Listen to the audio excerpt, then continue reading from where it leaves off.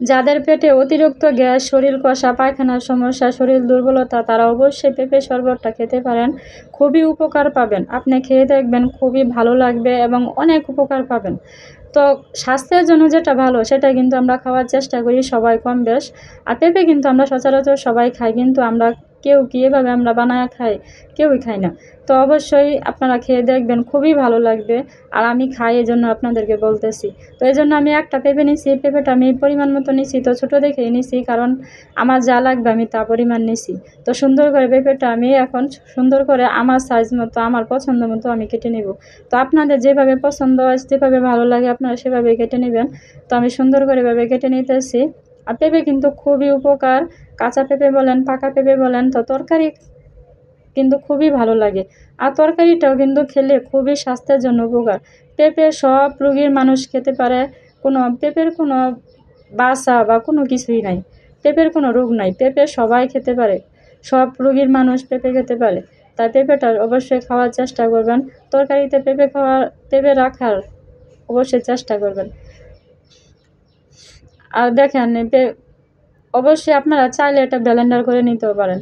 Blender আমার পছন্দ না, তাই আমি ব্লেন্ডারটা করি নাই। আপনারা যদি চান তাহলে ব্লেন্ডার করতে পারেন, কোনো সমস্যা নাই। তো আমার সবগুলো পেঁপে কাটা শেষ। এখন আমি শরবতটা তৈরি করব।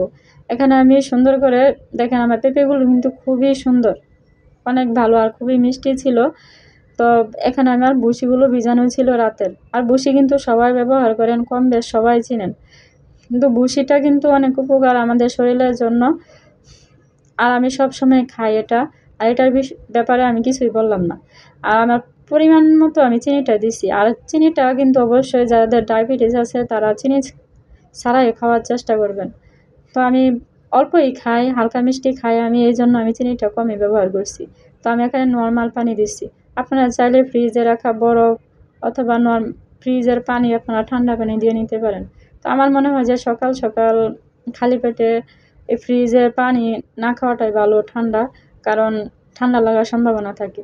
এমনিতে আমি যাগুলো দিছি, ব্যবহার করছি, সবই কিন্তু এমনিতে ঠান্ডা। অবশ্যই সকালের ঠান্ডাটা বেশি লাগে, কারণ মাথা ব্যথা ওঠে। এই কারণে আমি ফ্রিজের পানিটা সকালে খাই না, আর কি ব্যবহার করি না।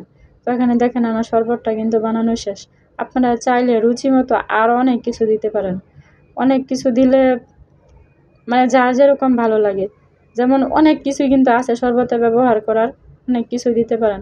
তো দেখেন আমি আগেই বলছি, আপনারা চাইলে কিন্তু ব্লেন্ডার করেও নিতে পারেন, যার যার পছন্দ মতো। তো দেখেন শরবতটা কিন্তু অনেক সুন্দর, আর খেতেও কিন্তু খুবই ভালো লাগছে। আপনারা যদি খান তাহলে বুঝবেন যে কতটা ভালো লাগছে। আর অনেক উপকার শরীরের জন্য। সবাই ভালো থাকবেন।